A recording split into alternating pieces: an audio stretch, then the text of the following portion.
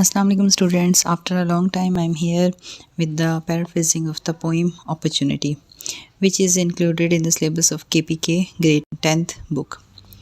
So we have the paraphrasing of first stanza, and the first stanza is: they do me wrong who say I come no more.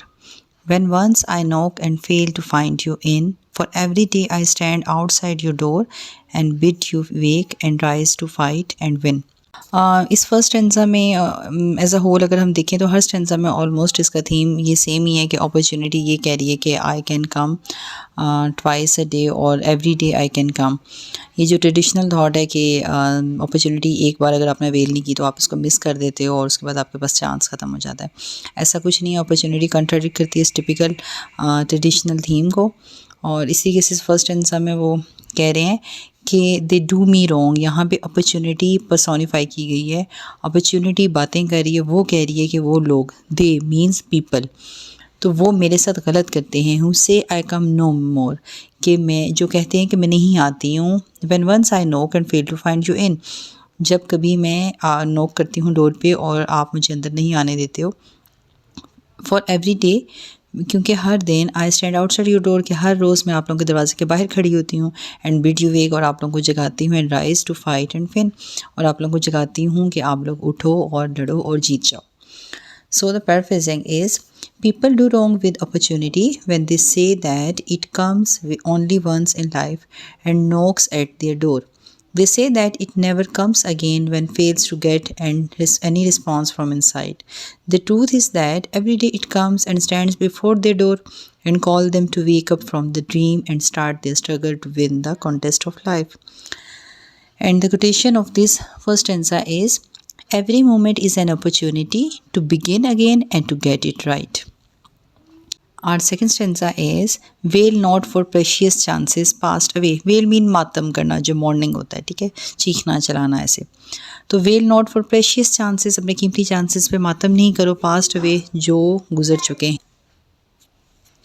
weep not for golden ages on the wane, कि golden edges, when का meaning होता है जब वक्त ढल रहा होता है, डिक्लाइनिंग टाइम पीरियड होता है, डिक्रीजिंग जब होता है। तो गोल्डन एजेस जब गुजर जाती हैं, कमज़ोर पड़ जाती हैं, तो उन पे आप रो नहीं। Each night I burn the records of the day, हर रात में दिन के जो जितने भी रिकॉर्ड्स हैं वो जला देती हूँ। एट अ सनराइज, सूरज निकलने पर, every soul is born again, हर रूह दोबारा पैदा होती है। Paraphrasing of second stanza is: opportunity says that people should not be upset about the precious chances of the past that they have missed. No one should weep for those good times which have ended now. Each night it removes the records of the day, and with the new sunrise, every soul is born again for a new beginning.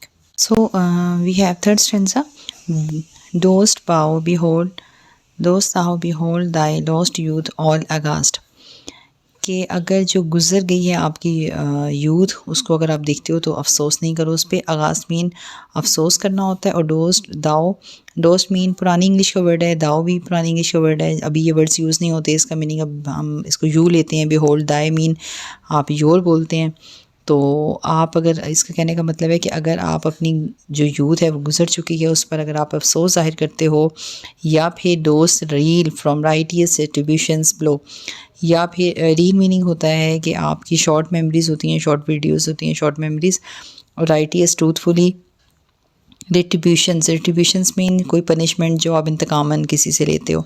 तो अगर ऐसा कोई भी ऐसा scene हुआ है कि आपको कोई पनिशमेंट मिली है, उससे आपके पास्ट का ताल्लुक़ है, तो इस तरह की अगर कोई भी आपकी है, वो क्वेश्चन पूछ रही है, जो अपॉर्चुनिटी है वो कह रही है कि अगर आपकी यूथ जो सी है वो अफसोस में गुजर चुकी है, या फिर आप उसके बारे में आप सोचते हो, या फिर आपके पास्ट में कोई आपको पनिशमेंट मिली है उसके बारे में आप सोचते हो, then turn from blotted archives of the past. Archives mean history. इस तरीके से आपकी अगर स्पॉटेड कोई दागदार हिस्ट्री है, कोई तारीख है, ब्लॉटेड मीन आपका स्पॉटेड होना, दागदार होना, आर्चिव्स मीन आपकी history.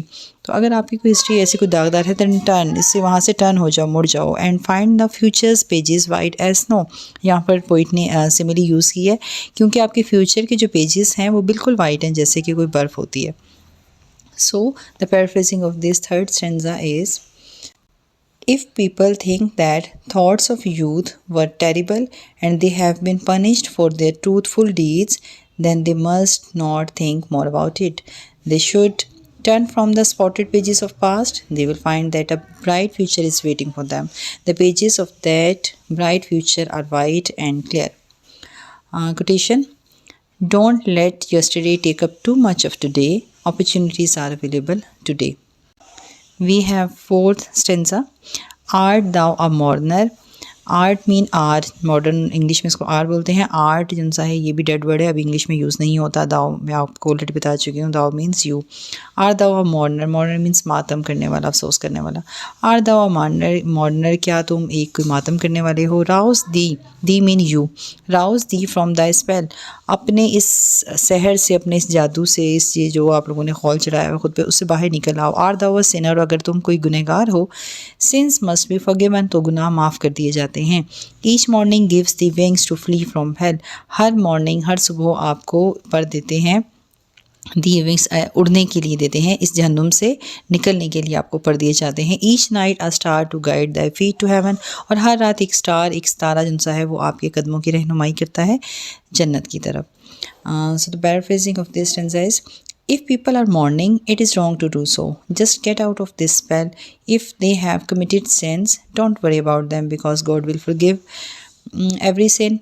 Each sunrise gives them the chance to get out from the hell, and each sunset guides them to the right path. Our fifth stanza is: laugh like a boy at splendors that have sped.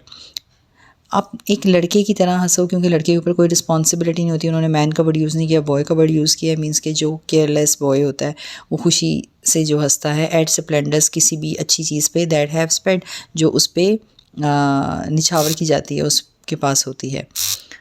To vanished joys be blind and deaf and dumb, और ऐसी खुशियों जो आपकी चली गई हैं उनके लिए आप अंधे हो जाओ, गूंगे और बहरे हो जाओ. My judgement seal the dead past with its dead, मेरी जो जजमेंट्स हैं वो सील कर देती हैं, वो बंद कर देती हैं गुजरे हुए पास्ट को. विद इट्स डेड, जब वो गुजर जाता है. यहाँ पे इसका मुराद मरना नहीं है, इसका यहाँ पे कहने का मतलब है जब वो पास्ट गुजर जाता है तो मेरी जजमेंट्स भी उनको बंद कर देती हैं, क्लोज़ कर देती हैं. But never bind a moment yet to come, लेकिन उन लम्हों को क्लोज़ नहीं करते जिन्होंने अभी आना होता है. And paraphrasing is: people should laugh like a boy at impressive beauties that have passed and should be unaffected by the passage of time and the loss of happy moments. Opportunity closes the dead past as it passes away. It never ignores the upcoming moments. Last stanza is: thou deep in mire, wring not your hands and weep. उन्होंने कहा है कि आप संजीदगी से, इतना आप अगर बहुत ज़्यादा सोचते हो. Wring not your hands and weep, wring mean अपने हाथों को नहीं मलो और रो नहीं. I lend my arm to all who say I can, मैं उनके लिए अपने बाजू खोल देता हूँ जो कहते हैं मैं कर सकता हूँ. No shamefaced outcast ever sank so deep, वो कहते हैं कि आपको इस बात पे, अगर आपको आउटकास्ट कर दिया जाए, मीन का आपको सोसाइटी से अगर बाहर कर दिया जाता है तो ये आपके लिए इतने एम्बेरसमेंट की चीज़ नहीं होनी चाहिए. But yet might rise and be again a man, आपको फिर बुलंद होना चाहिए, फिर उठना चाहिए और एक इंसान, अच्छा सा इंसान बन जाना चाहिए. मीन्स कि ये अपॉर्चुनिटी की जो पोइम है उसका थीम ये है कि ये आपको पॉजिटिविटी की तरफ लीड करती है.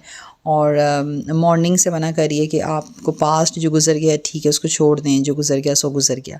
आपको you must go forward, go ahead and avail the new chances.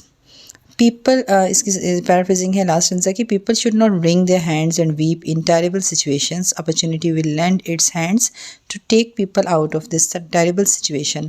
It helps those people who have courage and strong determination. A man should not lose courage in unfavorable situations.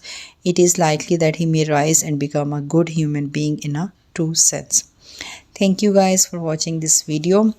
I hope so that it will be beneficial for you because your exams, especially the grade 10th exams are drawing near. So take care. Wish you good luck.